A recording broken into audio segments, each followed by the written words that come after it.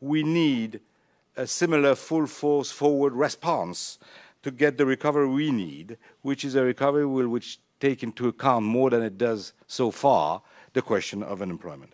So it means not only a sustainable recovery, but also one that brings employment and fair distribution. Let me start a few words about employment.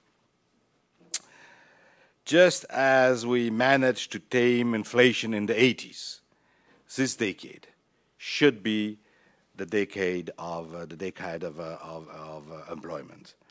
What must be done for this? We all know what has to be done. It's politically difficult, it's costly, but we know what is on the agenda.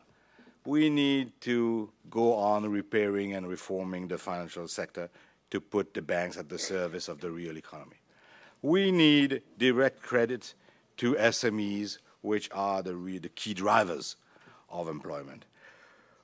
While employment is so high and rather few inflationary pressure, monetary policy can go on being supportive.